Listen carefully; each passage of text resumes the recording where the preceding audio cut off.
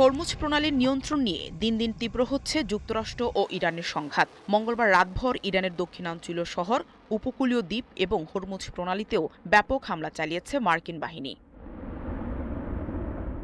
এরই মধ্যে মার্কিন প্রেসিডেন্ট ডোনাল্ড ট্রাম্প বলেছেন, তিনি থামার নির্দেশ না দেয়া পর্যন্ত ইরানের ওপর হামলা চলতে থাকবে, আর ভবিষ্যতে ইরানের বিদ্যুৎ কেন্দ্র ও বিভিন্ন সেতু লক্ষ্য করে হামলা হবে বলেও জানান তিনি।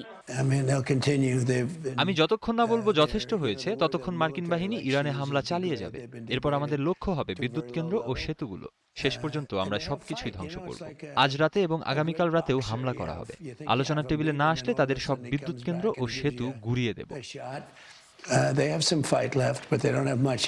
যুক্তরাষ্ট্রের হামলার জবাবে মঙ্গলবার কুয়েত, বাহরাইন ও জর্ডানে থাকা মার্কিন বাহিনীকে লক্ষ্য করে হামলা চালিয়েছে ইরানের ইসলামিক বিপ্লবী গার্ড IRGC।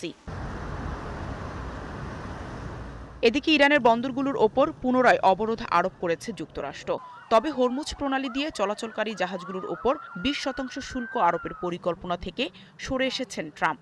একই সাথে হরমুজ প্রণালীর ওমান সংলগ্ন জলপথ দিয়ে চলাচলকারী জাহাজগুলোর সুরক্ষা নিশ্চিত করবে যুক্তরাষ্ট্র। যুক্তরাষ্ট্রের সেন্ট্রাল কমান্ড এক বিবৃতিতে জানিয়েছে, হরমুজে মোতায়েন আছে 21টি মার্কিন জাহাজ। এর মধ্যেই মঙ্গলবার রাতে হরমুজ প্রণালীতে সংযুক্ত আরব আমিরাতের 2টি সুপার ট্যাংকারে হামলা হয়েছে। এতে 2 জন ক্রু আহত হয়েছেন, নিখোঁজ আছেন কয়েকজন নাবিক। এ ঘটনায় ক্ষোভ জানিয়েছে উপসাগরীয় দেশগুলো। তাদের অভিযোগ, যুদ্ধের সাথে কোনো সম্পৃক্ততা না থাকা সত্ত্বেও হামলার শিকার হচ্ছে তারা। তাই হামলার নিন্দা জানিয়ে বিবৃতি দিয়েছে কুয়েত, বাহরাইন, কাতার এবং সংযুক্ত আরব আমিরাত।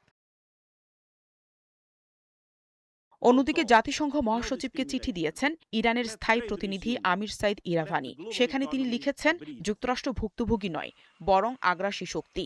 সাধারণ নাগরিক এবং বেসামরিক অবকাঠামোর ওপর যুক্তরাষ্ট্রের ইচ্ছাকৃত হামলা যুদ্ধাপরাধ এবং মানবতার বিরুদ্ধে অপরাধের শামিল বলেও চিঠিতে উল্লেখ করেছেন তিনি। নাহিদা রিন্থি, ৭১।